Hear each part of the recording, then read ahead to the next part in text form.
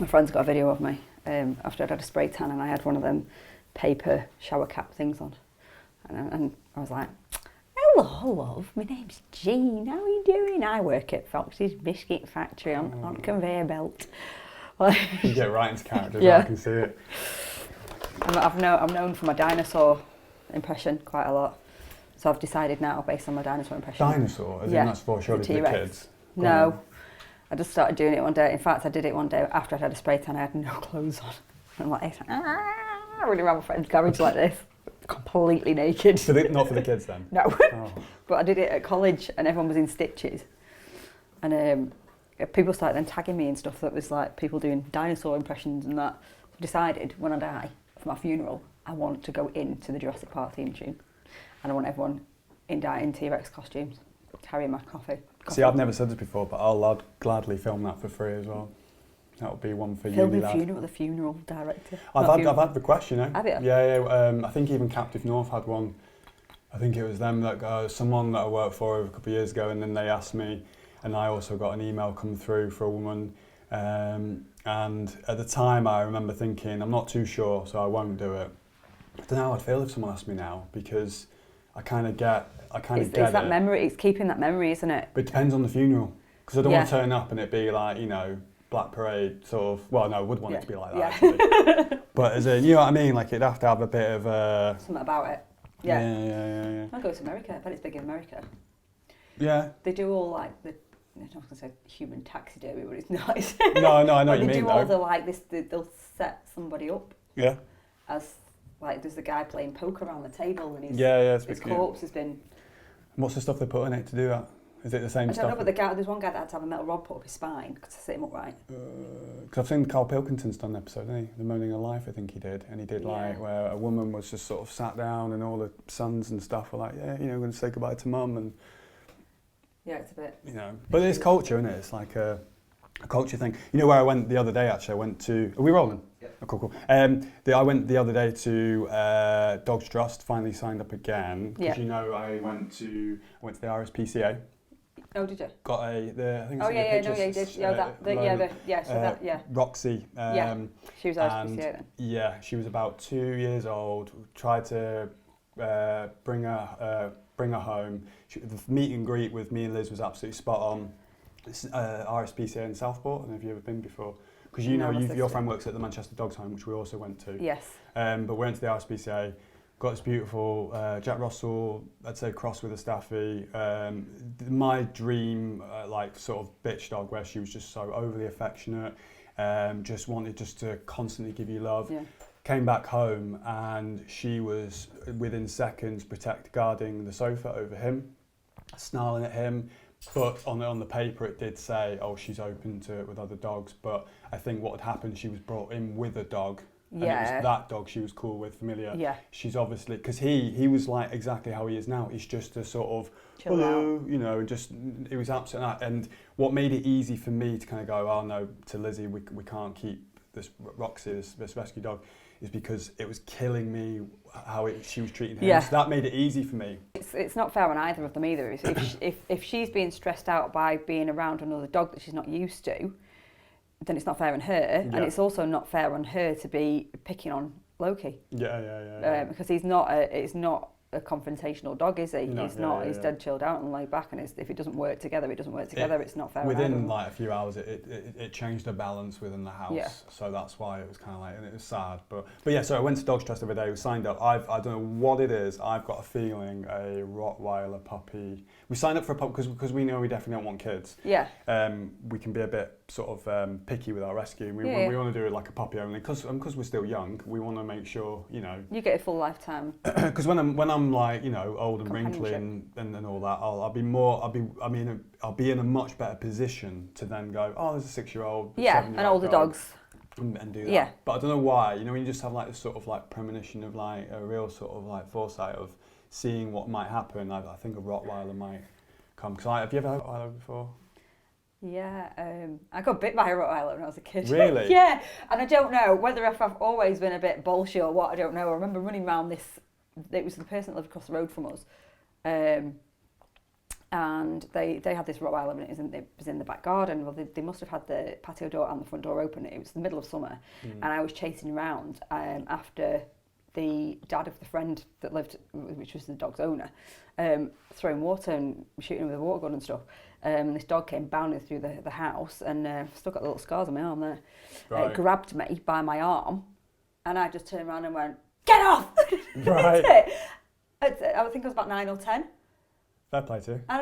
But looking back now, like, how most kids would be like screaming their heads off. But I was from that day I was like, I love. But maybe that's that thing where, because that's where I had Jack Russells growing up as a kid, particularly in Ireland, and I really get protected when they kind of people go, "Oh, Jack Russells, they're like nasty," and it's just because they've just got that kind of stereotype thing, and I think and people go by experience, and I get why if you're a bit like maybe a Rottweilers, because that's a negative. Well, I'm not. So this is it. No, I actually prefer bigger. I don't know if it was that experience that made me realise that, because the dog instantly was like, "Oh," and let go of me. I don't know if it was that experience or what that I already. But I used to have a Doberman when I was a little baby. Wow. That was my first ever dog. My best friend was our Doberman of the guard. It was guard dog of the pub.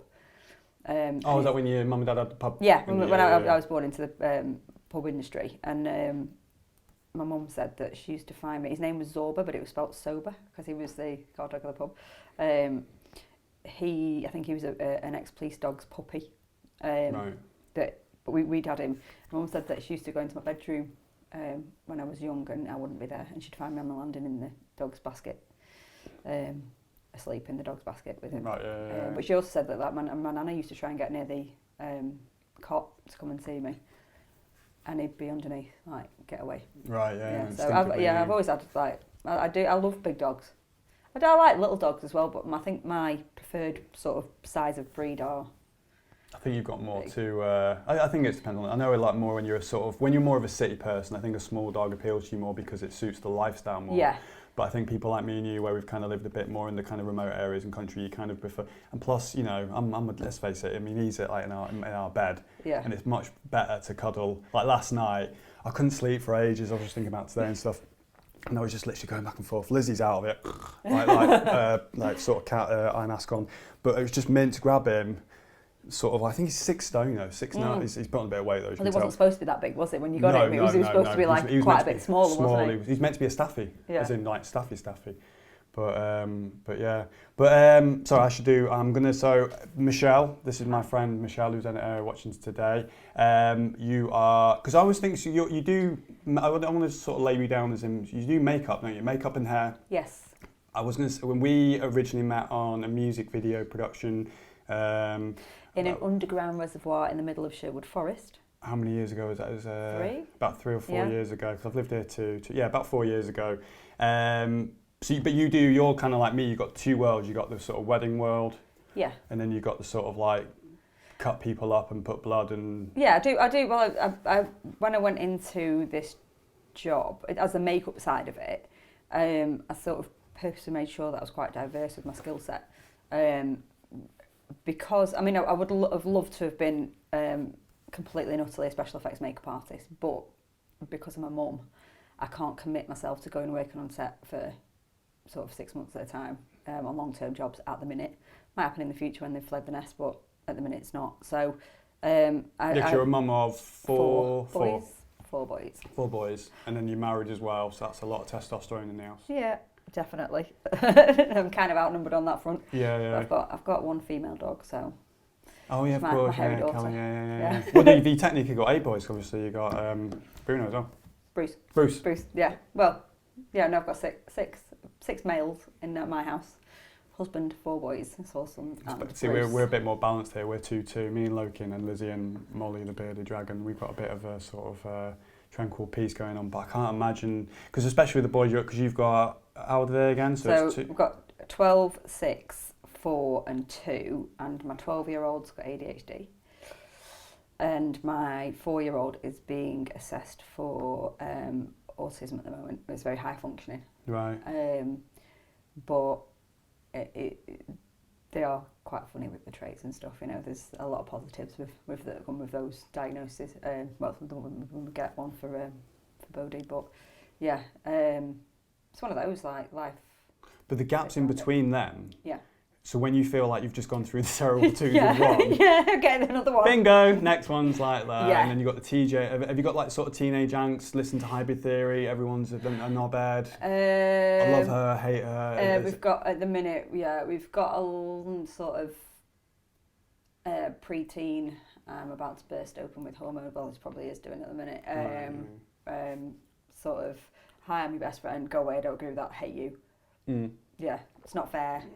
Nothing's that fair. Side, no. Kevin and Perry-ish. Yeah, oh yeah, definitely Kevin and Perry-ish. I was there. Yeah. I was there. I was probably 10 times worse than what he is when I was his age. Oh, well, no, a little bit older. Right. But sorry, yeah. So backtrack. So weddings. So how did you? Because you did college, didn't you? You didn't do the uni route, did you? Yeah. Oh, you did yeah, do I went to uni. uni. So where my journey actually started with the whole career, I suppose.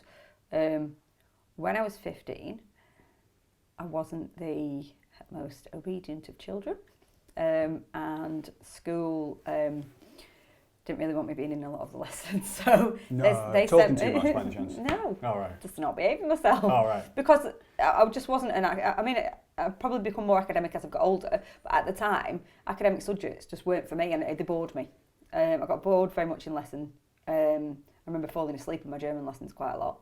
I remember at one point sort of snoring, waking myself up by snoring and everyone laughing at me. Shit, right. So, but yeah, it just wasn't for me. And school probably identified that and sent me on extended work experience. So I went to work in a hairdresser salon 3 days a week.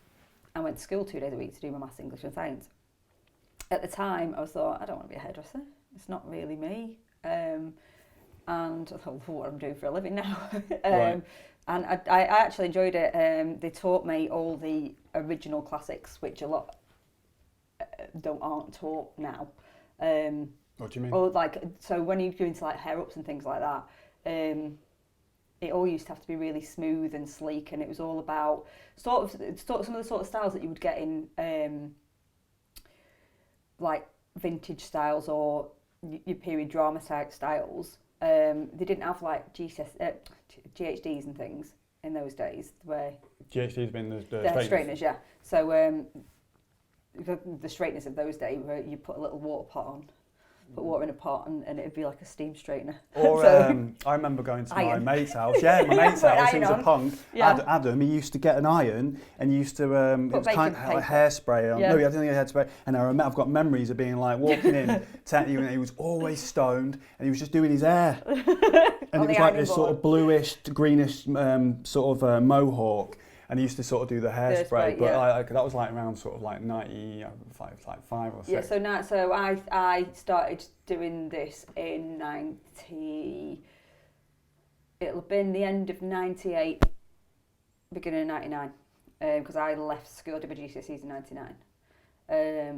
But yeah, that was actually a really good basis building blocks for what was to come in the future. Doing like your classic rolls and things that are sort of like 70s and 80s, 70s and 60s and 70s hairstyles and things like that. I learned a lot from doing that. I just didn't realise at the time. I left school and went into an apprenticeship, and I think I was there in salon for about 4 weeks, and I just thought it's not for me. And I kept trying to go back, and at one point, was it like an apprenticeship kind of? Yeah, I was doing an apprenticeship, and I kept leaving it because I didn't. It was the salon life just wasn't. I think it was a bit too regimented for me. And I enjoyed doing things, but it was only when I got the opportunity to do things. Because when you're an apprentice, you basically a lot of the time is make brews and sweep up, and that's about it. And that's with every apprenticeship you sort of go on. But I just wanted to learn. I wanted to get my hands on. And I went to one salon and worked, and they used to get people walking in off the street for hair ups. Right. It's something that I'd sort of identified I could do when I was having my college days, so I spent a lot of time sort of doing that, and I used to put my own hair up and my friend's hair up all the time, not realising at the age of like 16 I actually was preparing myself to what I do now for the wedding. Okay. So and that was 20 years ago I started that. I came away from it. I kept trying to go back, and I didn't actually finish my level 2 in salon. I wasn't far off completing it, but I just couldn't work in the environment. It just didn't suit me as a person. So as in what, salons? Yeah, it wasn't, I don't know, I'm too much of a free spirit, I think, and I like to do things It's like when we were talking earlier about the call centre, it's that kind of four-wall, repetitive, Groundhog Day sort of. Yeah, it's like one of the main things I really enjoy about my job now is that every day is different and it's a different challenge every day.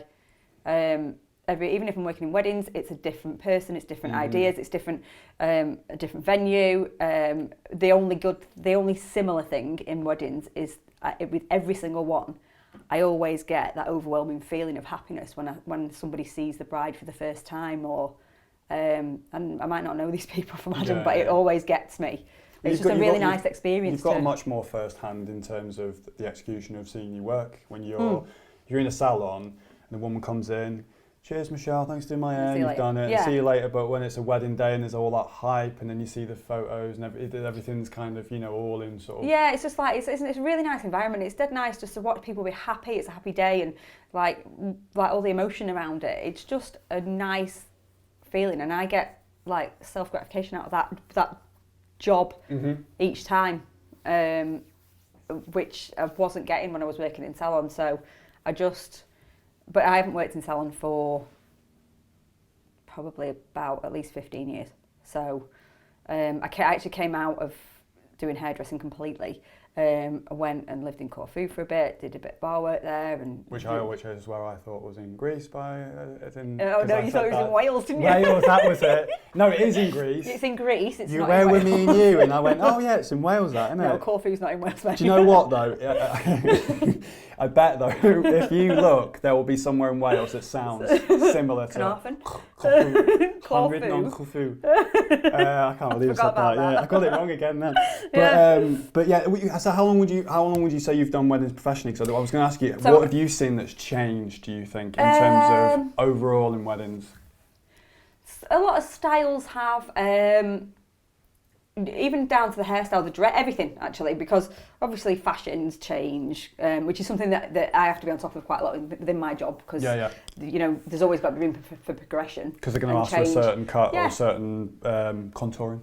Yeah, but that's makeup, and it's all. That's another thing about contouring actually, because a lot of people think contouring makeup wise. I'll just quickly say about this. Contouring's a style that's sort of been very, very. It has always been there. It's just not always been done with sort of bronzers and creams and stuff like that. Because I'm right in thinking that's kind of, it's always been around, but it's kind of, I've heard about obviously through Liz, because she watched a lot of the YouTube makeup guru people, and I just hear contouring, like it's just like this. I know it's not new, but it's no. So a new trend. Basically, contouring is about changing the visual shape of your face, and this is why not everybody's face shape is exactly the same. And another thing as well is a lot of contouring. If you're doing theatrical makeup, you use a lot of contouring with regards to aging people, right, on stage. So if I was doing a theatrical aging makeup, it would make them look sort of withdrawn within this part of their cheek, because that's what happens to the face as you get older. Your muscle tone drops. But on different shaped faces, you put it in different areas, so it doesn't. If someone's got a really small forehead, you wouldn't really want to put a lot of contouring on the top, because it would make it look smaller. So on the top of the forehead, it would make the forehead look a lot smaller, and it just wouldn't be in the right position. There's a different place for the contouring to go on each different face shape. Yeah. And you could use it for positive and negative, because obviously you could use it for negative, where if you had like this, you wanted a woman who could dance in a certain way, but you wanted to make her look old as old. Then you'd obviously like the eyes and the sort of it's like product placement is very important to get. Yeah, well, it is like product placement is very important to get a certain look, and sometimes if it's not put in the right place, you won't achieve what you're trying to. Yeah. So, but I can't remember what we were talking about. But I was curious into how things have changed over the years with weddings. Yeah. So the styles, makeup, hair, dresses, flowers, venues. Obviously, most weddings used to go on within a church, and then you'd have. Which I can say I much prefer the new generation of venues. Yeah, it's just. It's nice to have like a church wedding, but we didn't have one obviously, just because. One thing I want is the thing with churches, and I had two, and Shane, you could probably vouch for this, right? Is that I had two this year. It was very early on.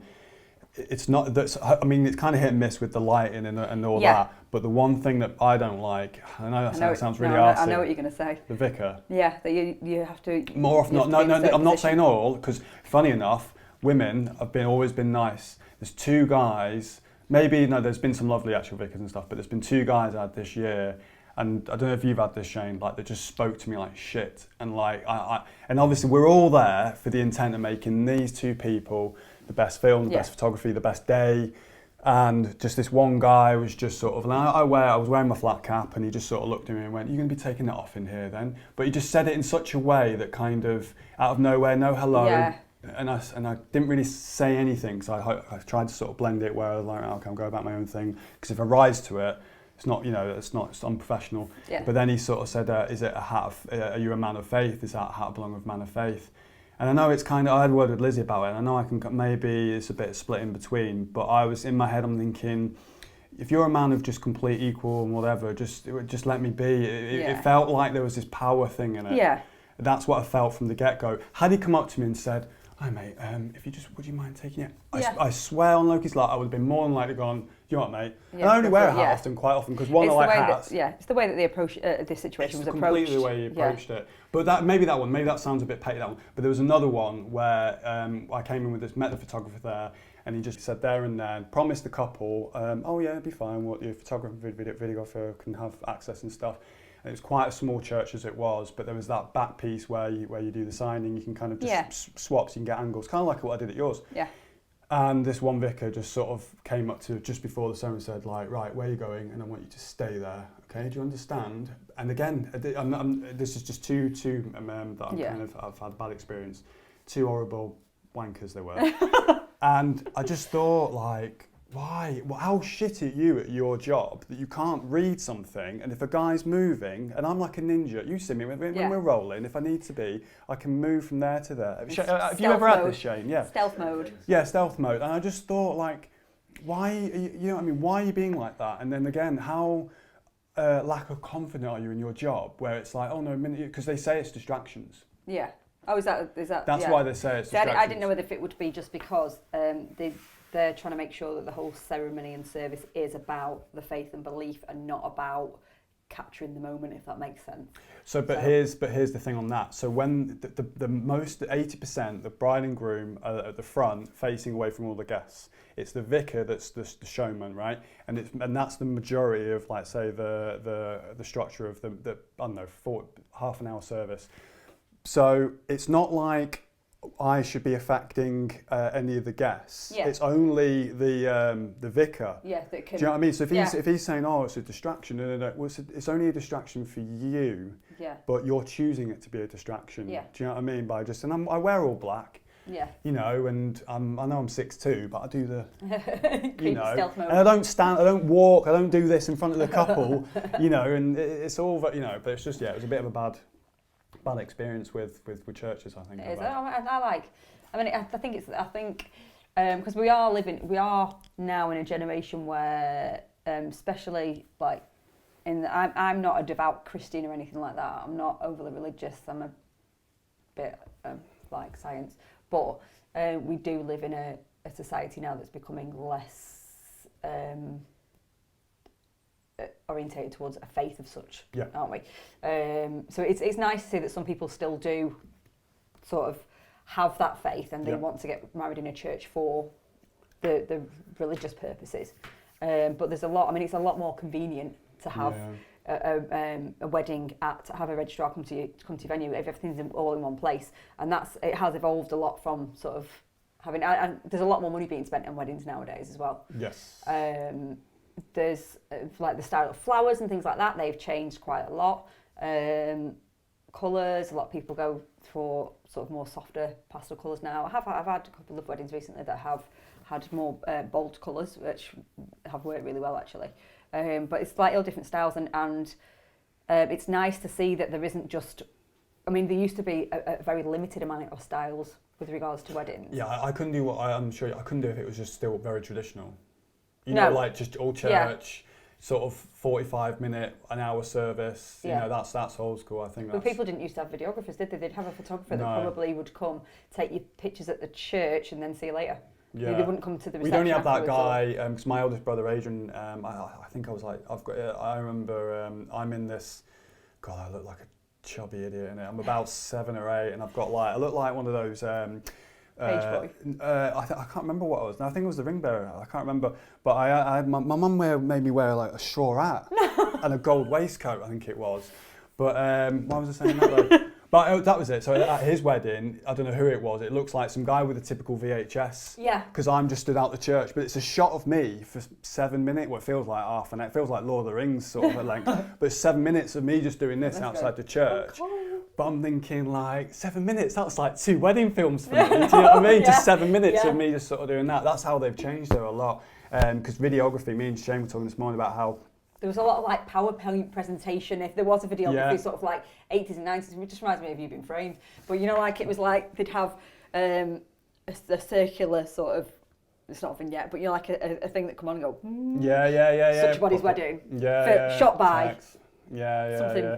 But shaking as well though, Blair Witch 3 yeah. like. But yeah, no, they have changed. But I've noticed that in terms of photography and video, I saw the swap. It used to be 80% photography, 20% film, and then in the last 3 years it's just done such a massive 180 where it's now 80% film, 20% photography. And I think because people, iPhones, I remember at your wedding, like there's a lot of like decent cameras and stuff now on phones and stuff where you can kind of almost, you won't rely on that for your portraits. No. But you might want to invest in a videographer to just capture the whole day and maybe pay a photographer to come for 2 hours during, say, like when we did the group portraits. Because I think that will become more of a trend because the way cameras are going. It's one of those, like a lot of people, like I do see a lot of posts on the sort of social media sites to say, I'm thinking about getting a videographer. Is there is it worth it? And absolutely, 100% I think it's worth getting a videographer for your wedding day because I remember on my wedding day I spent a lot of time off doing photographs. So I didn't see other aspects of my wedding from other people's points of view. And also seeing sort of bits and pieces of, like, when we were doing the speeches and laughing and things like that, like, I saw it from my eyes, but I didn't see it from another angle. Yeah. So it's lovely, and it's something that I'll always look back on. And it's got movement and, like photographs, you can always look back on photographs and things like that. But I feel like there's more emotion in a video than there is in a photograph because the photographs are still. So the personality completely comes out more on film. Like, look at Jay, for example. The photos, he's very like, like this, but on film, you can see how he's a cheeky kind of. I did get a bit angry with him because on our wedding day, he kept messing about when we were doing the photos, and it took longer, so I then, in effect, had less time with my guests. Bridezilla! I wasn't a bridezilla. No, I'm joking, like, you weren't. How dare you? You weren't. But, you weren't joking. No, but it's like little things like on our I just call it a music video because it is. Which one? My wedding video. Oh right. Oh yeah. Well, technically, George Ezra. It's his most recent single. But it was like when we were dancing in the field and things like that. It just brings so much fun to it and stuff. Like you can get a photograph of somebody dancing, but when you see someone in motion, it's a lot like more. Not emotional, but like, I know what you mean. It's got a combination. Yeah, I just feel like it is really, really, really worth, from a personal point of view, is investing in a videographer for your wedding because you're not going to live that day again. So having that memory there as a video that you can always go back to and watch. Yeah, it's just a no-brainer to me. Like I wasn't going to have one, and then I was like, actually, no, I need to have Josh. Like there wasn't anybody else at all that I would have. I sort of went into my wedding going, right, I'm not going to have anybody do any suppliers that I know because I want to be able to say no, I don't like it, and blah, blah, blah, if I don't like it. And then, like, obviously with me knowing your work, I was just like, I have to have you because it's brilliant. Thank you. It was good fun, and then it was cool that I was able to be kind of a bit of a guest as well. And the other guys came and stuff. But it was, I think your wedding was the first one where I kind of experimented with... the first time where I did I got you guys dancing that field, and then obviously with the first dance, and then I just remember it was in the edit. I kind of that kind of was near each other, and I thought, oh okay.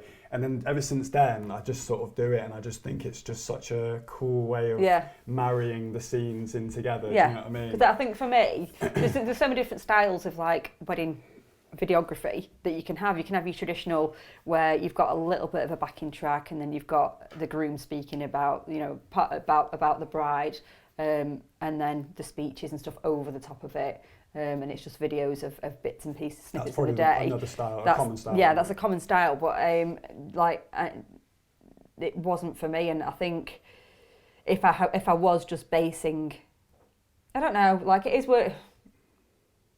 I think it's more worth getting somebody that can do it and make it look a bit like a music video, because it's always. But I'm always like, I'm not a conventional type of person, really, am I? But I think that's also American culture in terms of I think it's a guy called Matt Johnson, who's an American wedding filmmaker who I look up to. I look up to him and go, oh shit, wow. you're like wow.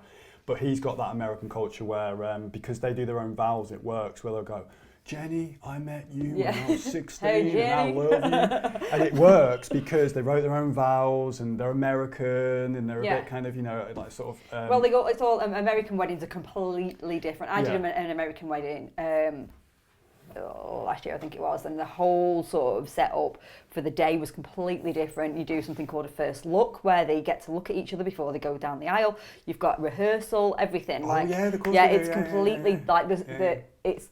Whereas ours isn't, like, it's basically you get ready in the morning and then you meet each other at the altar. Not altar, but at whoever's doing the ceremony. You meet them then. Whereas there was a lot more before that point, and the ceremony seemed to be just sort of like. I mean, you do when you have a church wedding, you have rehearsals. Yeah. But you do them on separate days. This was all done in one day. Right. Okay. I don't know if that's a traditional American thing or not, but they are completely. I suppose, but this is one thing that I am learning as well, because I've done quite a few weddings that are from different cultural backgrounds. I'm learning that sort of every part of the world is such a different approach to weddings. Ours.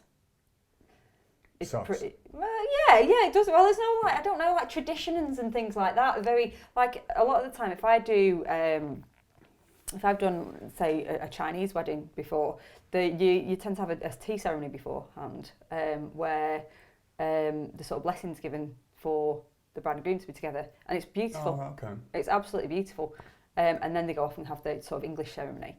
A lot of sort of Indian weddings tend to have it over more than one day. I did one my first one this year, and it was I did a couple actually, but there was one where it was over 3 days. 3 days, yeah. 3 days. But the thing is, well, like I did an Indian wedding last year, I think it was, and just the sort of sounds of all the instruments and everything that were there, it was just amazing. Like something, it was out of this world. But we don't tend to have that. I think we've become more and more or less of we've like what do we do that's traditional? What's like a British wedding? Wear a white dress. That's it. Turn up 20 minutes late. Because the father looking at his daughters, like that actually originates from an American kind of culture, really. We don't even do the whole veil thing that much anymore, and I was told that the tradition behind the veil and not being able to see the bride before the wedding was back in sort of medieval times, when marriages were arranged quite a lot. The bride, the groom didn't get to see the bride before he got to the altar, so if he didn't like her, he couldn't do one. So that's the whole thing about having the, like, he sort of reveal, the big reveal is at the altar. I don't know if it's medieval or sort of Victorian times or what, but that's where I've been told that's where the tradition comes from. It's so awkward. Send it back. It's like that. No. Don't want this one. Work hard for me money, no. But cool. As I say, with weddings, they're definitely something that I actually want to, moving forward, I do want to try and do. It's finding the right couple that do the speech. So what I was going to say, I do want to try one of those films where it's like they're speaking about each other. Because I want to try it. Because I think it's important that I kind of mix things up. So you've got an alternative style to offer. Yeah, I did a longer version. I don't know if you saw. It was 15 minutes and it had personal messages. And first time I tried that, and I thought that kind of worked. But again, certain things like that, like vows or your guest doing personal message, it's very reliant on if you've got the right gang Yeah. to be involved. Yeah, yeah, it's yeah. like a karaoke. Yeah. I've got a karaoke. I've got a couple next year, and there's one which I think I'm trying to explain to the bride as I'm speaking to her. So it's just saying she's up for it and her best mate's up for it, and I'm trying to make sure I'll do it no matter what for it. Whatever you want me to do, I'll do. But just with the beauty of hindsight is you're gonna need people gonna want to be game. Yeah. Because it won't work. It's no, almost if someone's not interested and they're being forced and they've not done any practice, they don't know what part they're in or anything like that, or what their particular part of the lyrics are. It doesn't work. It looks awkward. I did see one where there was sort of people going, you could see that they weren't saying the lyrics, because they've been put on the spot a bit too much. If it's got to be done, it's got to be done properly, really.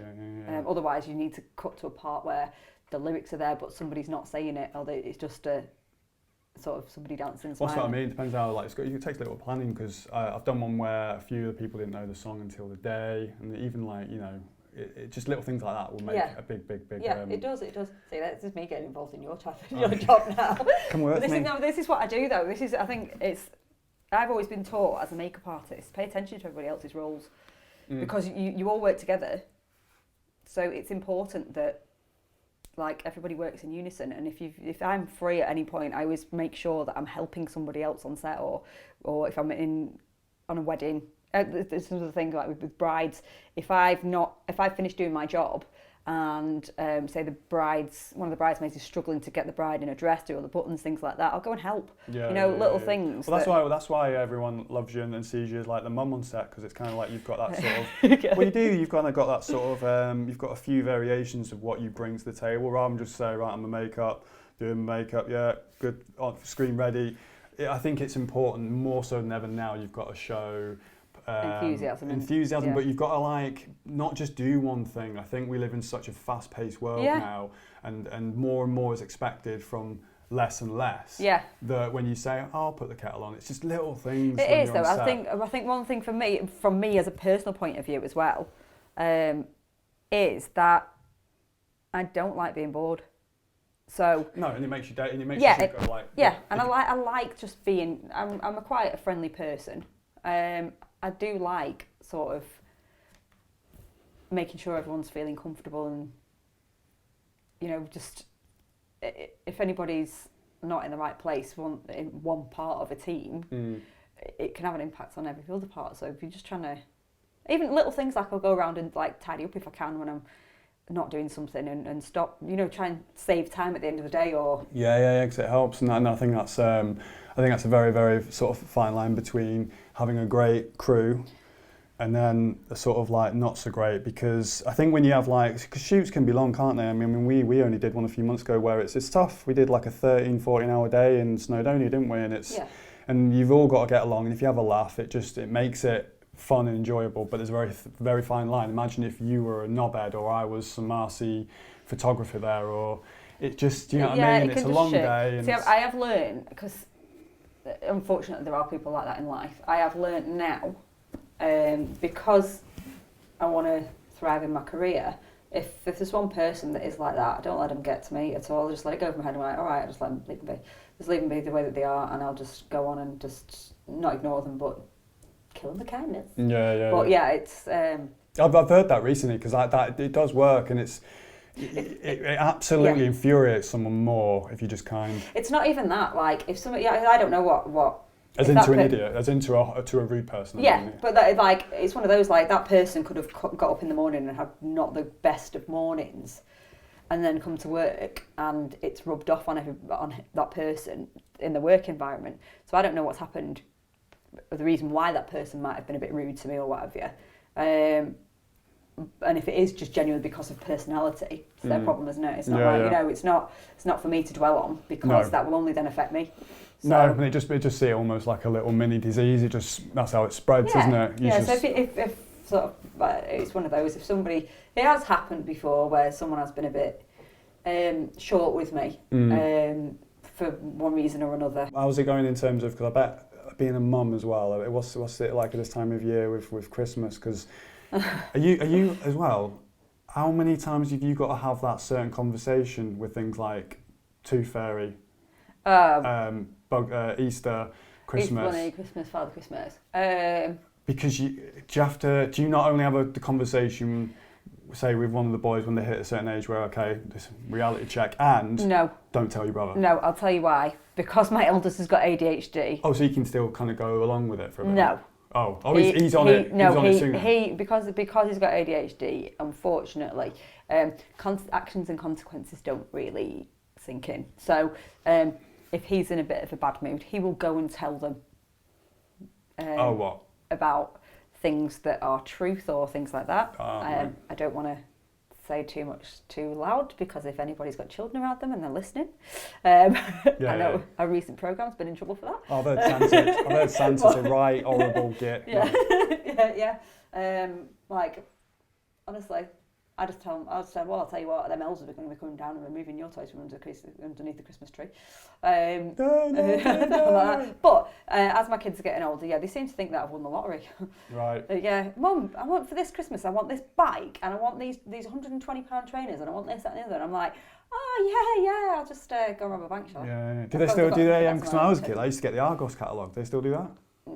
No, because they've cut it up into pieces and put it all over, finding stuff down the side of the sofa. Right. So I don't. That's what the internet's for nowadays. Yeah, true. I used to sort of just come home from school and just go get your Pritt stick. Yeah. I want that. The Action Man. Yeah, it seems like. Yeah, I always wanted a girl's world. My mum wouldn't let me have one. She didn't get me one. Is that one of those ones where it's like little people? No, it's a head. It's a head, Oh. like a hairdressing head. So I must have at some the creepy point, thing where it looks like. She looks like like head she's and like had her shoulders. hair ripped out on a night out, and you've got to like do it. It's got like loads of holes in the head. No! Oh right. Are you thinking of a Play-Doh thing? Could be, yeah. This is like a.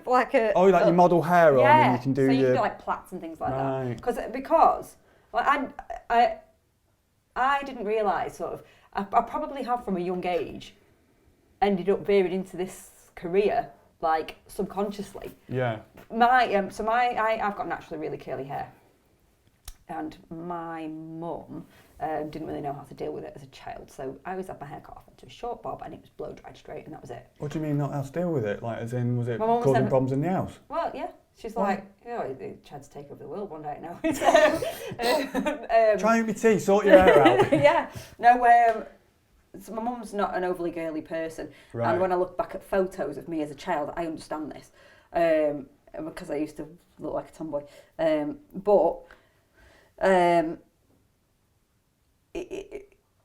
it can get, well, curly hair can go quite naughty quite easily. And the only thing that I didn't have my mum putting my hair up in plaits and bobbles and things like that. She didn't know how to do it. So I was never brought up in that environment. But I remember being taught, Mum and Dad had two friends, Caroline and Alan, and we lived with them for a bit when I was younger. And she taught me how to do a French plait. So I learned then my hair was just about long enough to do it in my own hair, but then I kept having it cut off into a bob. And I remember there was a girl called Jessica that I went to primary school with, and every playtime we used to she had hair down to a bum, and I used to sit there and French plait her at the age of 6 or 7, and but I must have always had that sort of I want to be able to plait. When I look back at it now, I'm like, that's what I do for a living now. Yeah. It's like Was it like 30 years ago. an innate sort of feeling that you had just to sort of make someone I don't know if different. I've always been quite an arty person or creative person. It's always been something like I used to play violin, and my violin teacher said to me that I picked it up really quickly, and apparently it's one of the hardest instruments to learn to play. I'd sort of briefly and half-heartedly taught myself to play the keyboard when I was a kid. So I've always had that sort of, I must have always had Pick something up and just creative do mind. it. Yeah. There's a lot of things, and I can, you know, those puzzles that you can get where there's like a few different shapes all form a cube. I can do those quite quickly. I remember going to the Crystal Maze and being like, right. Yeah, you've always got that. The only academic subject really that I was quite good at, the two were maths and geography. Were the two sort of ones that I just naturally never had a problem with. Yeah. English I hate. Yeah. Absolutely hate. It was a bit of Yeah, because I don't know, my whole subjects that I did, because I did a bit, obviously I went back and forth to England and Ireland and Yeah. Wales, and the systems are different, and I did my A-levels in Ireland, but I remember doing, I was quite surprised. People would be surprised if they hear this and who know me. I actually got a B for my A-levels in geography, but my sense of direction is god-awful.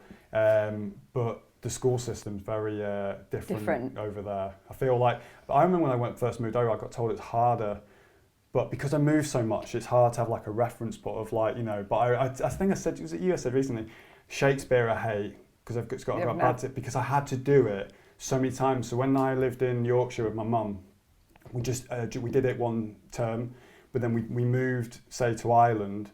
Before Yorkshire, we were in Wales, and I remember doing Shakespeare. It was the Romeo and Juliet. We moved to Yorkshire, and then 6 months later, we were doing Romeo and Juliet again. I moved to Ireland, and then that's where I did my junior certificate, which is the equivalent of the GCSEs. Yeah. And we did fucking Romeo and Juliet, Shakespeare. So like, there's certain courses. It's all different. Yeah. I did certain courses where I look back at, I just go, oh, it's all a bit of a mind sort of puddle, if you will, because it's just, as I say over there, it's that they kind of have the same structure. Is it quite academic, or do they focus on creative subjects quite a lot? No. That's where I feel like I kind of, because I went to like a college. It was a secondary school, but it was like a tech college. Yeah. A lot of travellers went there. Yeah. So I stuck out like a sore thumb, you can imagine. So I basically went there, and I think I did my GCSEs and A-levels there. But they did there's no drama. So nothing. It's just sports. Like there are more creative subjects in today's curriculum over here. That said, there's not enough time dedicated to each one. So I remember my eldest has just started high school this year.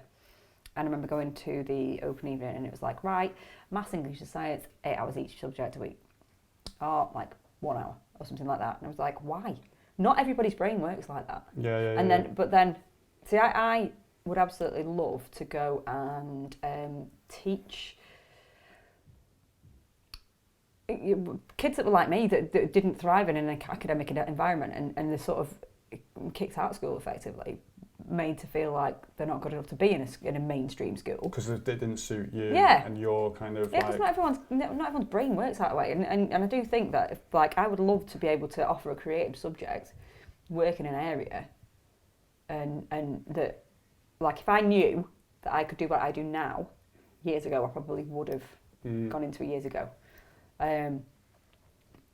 But I would like to, if I go into teaching, I'd love to sort of do the 14, 16 It's just showing the kids the actual potential options, because I think that's also something that's failing a lot. Is that's why kids end up signing up to uni for 2-3 years and being like, well, I've done that, and because they have that sort of peer pressure. Yeah. But had they had someone, imagine me and you went to a school and like, sort of, right, okay, this is how we're going to use a camera. I mean, I did loads of this at UTC with Captive North, absolutely loved it. Went to primary school, secondary schools, and it's mint.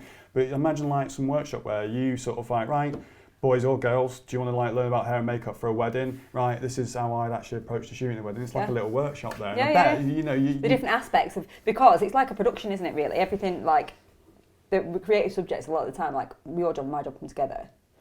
There are different aspects of everyone, and so it's the same world, but it's two different crafts, isn't it? Yeah, but completely. You can be in the same fun sort of like creative world. Yeah. But that's definitely, I think, something that this country needs to do more of. Is like that work experience is shit. Yeah. Because it's just, because there's only so many places that are good places to people can go. So you've got, say, 1,000 students looking for a thing in the local town. Yeah. But there might only be sort of 20 decent places. Yeah, that you can get those. I did, my mum said, learn about the world, Josh, and go and do work experience in, this is when I lived in Brighouse in West Yorkshire. Go and learn about the world, son, and work in a travel agency. And I sat there, and all I did for the first week was just change the magazines, because obviously they're all closed now. Thomas Cook and I used to just sort of reply, and they had said to me, if I'm honest, Josh, the manager who said, take me on, do you want to like stay here for another week, because we've taken you on, but we don't really have anything for you to do, because I can't do anything legally. This is what happened to me. So, well, actually, like that work experience at high school, you go and choose what you want to do. There's loads of boards, and it's like, let's go and choose which placement we want. Go on. So there's like people, hairdressers. At this point, I didn't know anything. Like I didn't have any inkling towards hairdressing. And I went to an all-girls school as well, high school. So it was a bit not expected of me to then go, the army. Right, okay, right. So I picked to go in the army and turned up in a pair of leather trousers and high heels. Needless to say, I was home by the end of the day on the first day. And I was then put into a primary school to do some teaching, which I loved. Which I hadn't have, considering somebody who doesn't really like education. I actually loved working with the kids in the primary school. But then when I was sent on the extended work experience, the first actual placement that they put me on, it wasn't the hairdressing, I'm thinking about now. I wanted to be a graphic designer because I was quite good. Graphics was one of my subjects actually that I completely forgot about. Right. That I did thrive in the technology area. And it was a lot of the time, I did a lot of drawing in it.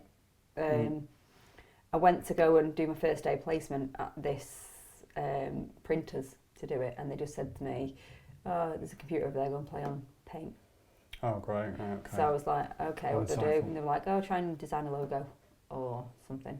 And I was like, all right. And it just wasn't. I was just sat there and I was so bored. So I went back to school and said, I don't want to do it there. They found one in a hairdresser's that was local to mum and dad's house. And I went there and did that for the rest of the year, which then set me up for to do that. But yeah. But you can see like a lot of people can get just not the right. That's a great opportunity for a kid to learn. I ended up doing the second week when that guy said to me, "I was nothing for you to do." I ended up just saying, I was not annoyed, but I was kind of like, "Mum, that was shit." So I'm going to make out. I said, "Mum, you write a letter saying I'm working for you." And also I just played, I don't know, like PlayStation for like the second week, because I was so like off put by that first week. It is though, like a real job. I mean, I think I've always been quite independent and wanting to earn a living. When growing up, my dad was made bankrupt when I was 6 years old, and we had everything, and it was taken away from us. So at 6 years old, we lived in a bedsit. And then looking back now, it has had a big impact on how I view things, because my mum then went out, started doing teacher training. She was a chef by trade. So this would have been before they had the pub? No, this was after they had the pub. So it was in the pub trade that my dad was made bankrupt. Oh, right. So because at the time it was it's probably even worse now. The price of the leases and things like that, it just wasn't. And the pub that we were living in, and we had the brewery paid for a load of work to be done on it, so we had no income. At the time, so that's from and that's when that's when my beloved Doberman was. See you later. Right. We had to be rehomed, but the impact of that on me at the time, I didn't realise what was going on. But I then watched my mum, and my mum. I remember my mum like not really being there growing up, but now realise it's because she was out working 80 to 90 hours a week on the roads trying to get as much money in as possible. My dad worked a job that was more local to home, so my dad was there, and I effectively at the time became a bit of a daddy's girl, because I didn't realise, didn't know why emotionally why my mum wasn't there all the time now, but that's obviously had an impact on me, because I've always been sort of very much, if I want something, I've got to go out and earn it. And I remember I getting a paper round when I got it when I was 12, and you're supposed to be 13. So I was like, I'm not going to earn my own money. Why such a fine picking on between 13 and 12? I think it was something to do with the law. Right. It was like the age that the children could work. Right. But I was like, I remember going, yeah, I'm 13, all right. Obviously, didn't have to prove it and stuff. So I was doing 2 paper rounds a week, a morning and an evening, and I was minted compared to all my friends. Right. But, so I could buy my own things, but that's where me sort of being an earner started. And then when I was 19, I was doing an apprenticeship in the daytime. I had a few shifts at a chippy in the afternoon, and then in the evening I was running a bar and a nightclub. I was supervising a bar and nightclub, so I used to live off about 3 hours sleep a day. But it's good when you have those variation of I don't want to say, sort of tough jobs that aren't really rewarding. I think they're very fundamental towards your appreciation for when we're in a position. Yeah, like now, I feel like I've worked hard. I didn't realise, in the space of 10 years, I crammed 4 children, 7 qualifications, started my career. Do you know what I mean? Most people leave school, go to college, go to university, go straight into a job, they buy a house, then they get married and have children. That's the standard. Yeah. way of like structure of life. Peer pressure almost. I did everything. I've never been one for rules or, you know, everything. If it slots into place, it works for me. Yeah. So everything we did was backwards effectively. But I sort of got my career and my qualifications as I was building my family as well. And now I'm sort of like, I sit back. Somebody said to me the other day, like, oh, do you remember the days when you like used to aspire to be somebody that's in your position now? And then you don't realise what point when you sort of, like, I love my job. Like, I've never had a job where I don't feel like I'm working, and now I do, because it's really enjoyable. It's an exciting job, and I always thought that working's just, you go to work, you hate your job, you come home, you chill out. It does come with its downfalls, like, because obviously you don't just leave your job at work when you're in our industry. You have to do, there's a lot of things that you have to do at home. Especially when you're a business owner though as well, yeah, self-employed. Or when you're self-employed. Office open all hours. Yeah, it's got to be. You've got to reply to people as and when you can do. And obviously, like, I've got the kids, and the two of them having the additional needs. We've got the appointments constantly. So I've got to have a job that fits around my family, but it really does. And I can go to work, whether it be a wedding or a music video or like corporate work or whatever. I can get right into it, and I don't feel like I'm sat there going, oh God, I've got 2 hours left. I've got. Yeah. I've not at one point since I've been doing this now have I sat there and gone, oh God, I've still got to wait here for another 2 hours. Which I used to do.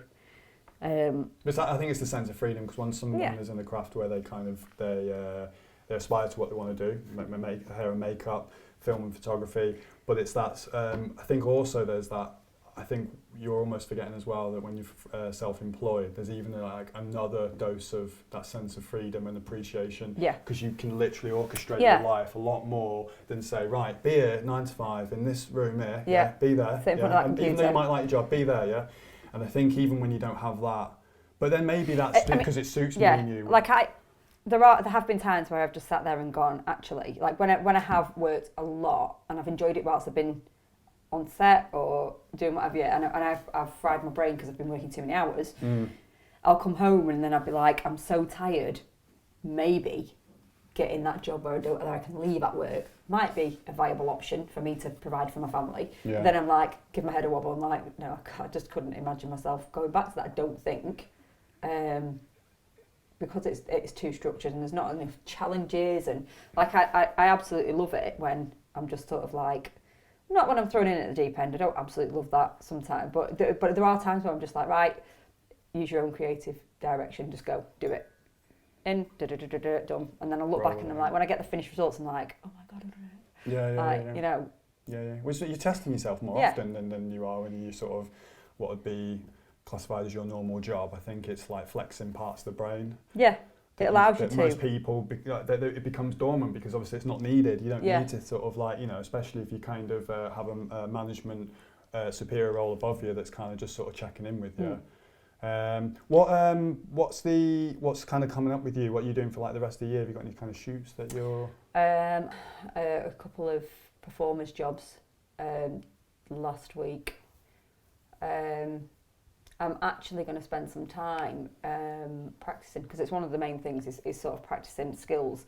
I was doing a face painting job on Sunday for a client, and there were little bits of it that I was just sort of like, do you know what, I've not done this for a while, like this sort of detail in something. So I'm going to invest some time in just sort of, because I do love doing sort of like body painting and things like that. There's not enough work for me to do it, but when I do get it, I prefer to be prepared enough for it. And I can just sit there and it's like painting, or, you know, it's quite therapeutic. I used to love sculpting, but because I'm having the kids at home and the dogs, it's just a case of if I leave anything out, it'll get chewed or thrown or rubbed into the carpet. So amen to that. Yeah. So doing like even effectively face painting, body painting practice on sheets is, you know, something that I'm going to do. I sit there and practice hair ups and what have you for the weddings. Where can people, because where's the best place for people to have a little nosy at your stuff? Is it your Instagram, do you think? Instagram, I'm actually in the process of separating my Instagrams, because at the minute I've got one Instagram for work that has a lot of different styles of things that I do. on it. So, which is the tags Michelle Yates MUHA.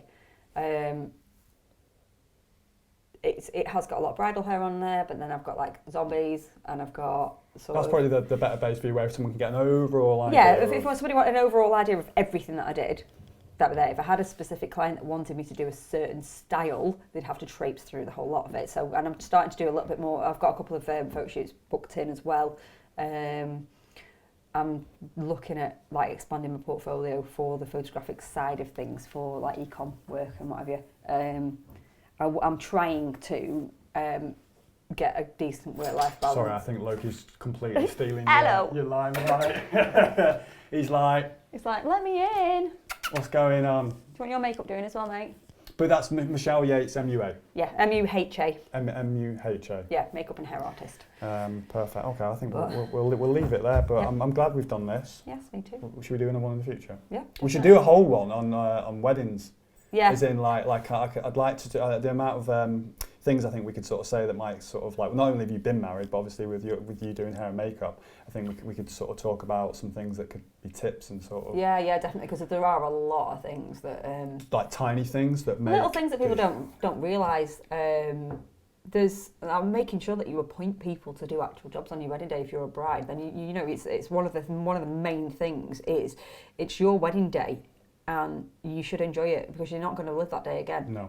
And once it's rolling that day, it's rolling. Yeah. It's not like a music video shoot. We'll go, hang on, let's have a word with the producer. Yeah, right. It's you know, you can't just stop and go, actually, let's just go back and do that. Yeah. It's this is your wedding day. You know, there are, and it's not a case of being a bridezilla or what have you, because you know, if you've got people there to help you, they should be, you know, it's about the bride, a little bit portion about the groom as well, but mostly about the bride because she's got a bigger dress.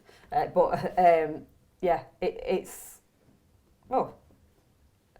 bride and bride, or groom and groom, you know. Yeah. There's always going to be, it's those two people that are getting married with each other. They are the important part of the whole process of the day. So there needs to be people that sort of give jobs out to people and just say, I need this doing, can you do it for me? This is your job, allocate it. Yeah. You know? So I mean, tiny little roles, both sides. But we'll do one. We'll definitely do one in the future. Yes, but perfect. Thank you so much for coming. Thanks for having me. Sweet. Yeah. Thank you.